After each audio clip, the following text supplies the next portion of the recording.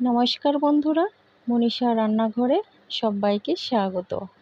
আজকে আবারও নিয়ে চলে এলাম আপনাদের জন্য নতুন একটা রেসিপি।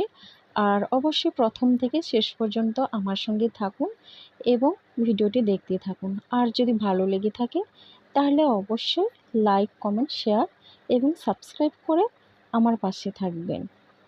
আর আমার নতুন বন্ধুদেরও একই কথা বলবো, আপনারা সাবস্ক্রাইব করে দেবেন, পাশে থাকা বেল আইকনটি প্রেস করে নোটিফিকেশান অন করে দিবেন, তাহলে আমার ভিডিওগুলি সবার আগে আপনার কাছে পৌঁছে যাবে। তো চলুন রান্নাটা শুরু করি। আর এখানে রান্নার জন্য নিয়েছি একটা মাছের মাথা।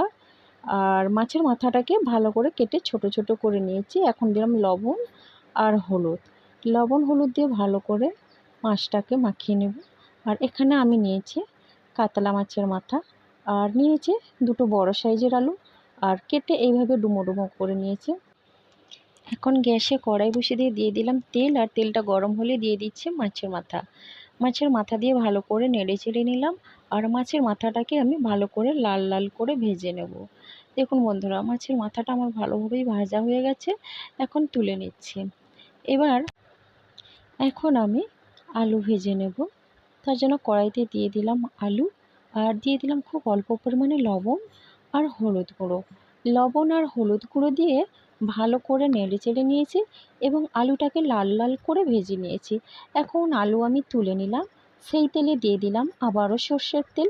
এবার ফোড়নে দিলাম গোটা জিরে, গোটা গরম মশলা, দিয়ে দিচ্ছি একটা তেজপাতা। এবার একটু নেড়ে চেড়ে নিয়ে দিয়ে দিলাম একটা পেঁয়াজ। পেঁয়াজটাকে কুচি করে রেখেছি। আর এখন দিয়ে দিচ্ছি গ্রেট করে রাখা আদা আর গ্রেট করে রাখা রসুন। আদা রসুন দিয়ে ভালো করে নেড়ে চেড়ে নিয়েছে। আর একটু হালকা ভাজা হলেই দিয়ে দিচ্ছে পরিমাণ মতো হলুদ গুঁড়ো, আর দিয়ে দিচ্ছে লঙ্কার গুঁড়ো। এবার দিয়ে দিচ্ছে ধনের গুঁড়ো, আর দিচ্ছে জিরের গুঁড়ো। এখন আমি নেড়ে চেড়ে নিচ্ছি। আর মশলাটা যাতে না পুড়ে যায় তার জন্য দিয়ে দিলাম অল্প জল। জল দিয়ে ভালো করে নেড়ে চেড়ে নিলাম। এখন দিয়ে দিচ্ছি কেটে রাখা টমেটো। টমেটো দিয়েও একই রকমভাবে আমি নাড়াতে থাকবো যতক্ষণ না টমেটোটা গলে যায়। টমেটো গলে গেলে দিয়ে দিচ্ছি আবারও অল্প পরিমাণে জল। আর জল দিয়ে ভালো করে নেড়ে চেড়ে মশলাটাকে কষিয়ে নিলাম। আর এখন দিয়ে দিচ্ছি ভেজে রাখা মাছের মাথা। মাছের মাথা দিয়েও একই রকমভাবে আমি মশলার সঙ্গে মিশিয়ে নেড়ে চেড়ে নিচ্ছি।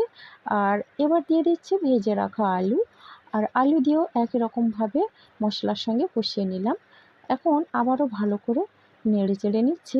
দিয়ে এবার পরিমাণ মতো জল দিয়ে দিচ্ছি।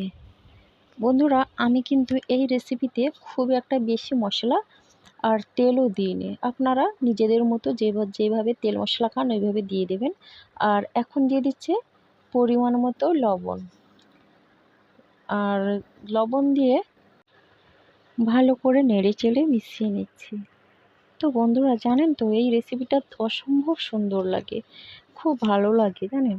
আর আমার বাড়িতে মাছের মাথা এলে আমি তো প্রায় এরকমই রান্না করে থাকি। আর এখন ঢাকনা দিয়ে আমি কিছুক্ষণ রান্না করে নেব। আর এখন দেখুন বন্ধুরা, ঢাকনাটা তুলে দিয়েছি। এবার এই দেখুন বন্ধুরা, ঝোলটা অনেকটাই শুকিয়ে গেছে। এখন আমি চেরা কাঁচা লঙ্কা দিয়ে দিচ্ছি। আর তবে আপনারা চাইলে কাঁচা লঙ্কা নাও দিতে পারেন। আর কাঁচা লঙ্কাটা কিন্তু এই সময় দিলে এই রেসিপির ফ্লেভারটা কিন্তু দ্বিগুণ বেড়ে যাবে। তো বন্ধুরা, এখন তো ভালো করে নেড়ে চেড়ে কিছুটা আলু আমি এভাবে ভেঙে ভেঙে দিচ্ছি। হ্যাঁ, কী হয় তাহলে একটু মাখো মাখো লাগে আর খেতেও খুব ভালো লাগে। তো আপনারা আমার মতো করে অবশ্যই একটা দিন হলেও বানাবেন, দেখবেন খুব ভালো লাগবে।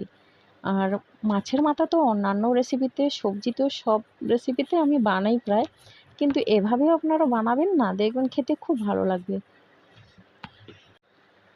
এই রেসিপিটাকে আমরা তো কাঁটা চচ্চড়ি বলি, আর আপনারা কি বলেন অবশ্যই জানাবেন। আর এই রেসিপি দুর্দান্ত লাগে খেতে। আমার বাড়ির সবাই কিন্তু এটা খেতে খুবই ভালোবাসে। আর আজকে এটা আমার ছেলের অনুরোধে বানানো হয়েছে। মাছের মাথাটা ছিল, সেটা আমি অন্য কোনো রেসিপিতে দিয়ে দিতে পারতাম, কিন্তু ছেলে বলল, মা মাছের কাঁটা চচ্চড়ি করো। তো আমি এভাবেই বানিয়ে নিলাম। আর যদি ভালো লেগে থাকে বন্ধুরা, প্লিজ সাবস্ক্রাইব করে আমার পাশে থাকবেন। আর আপনাদের অসংখ্য ধন্যবাদ রইল আমার ভিডিওটি দেখার জন্য। সবাই ভালো থাকবেন, সুস্থ থাকবেন।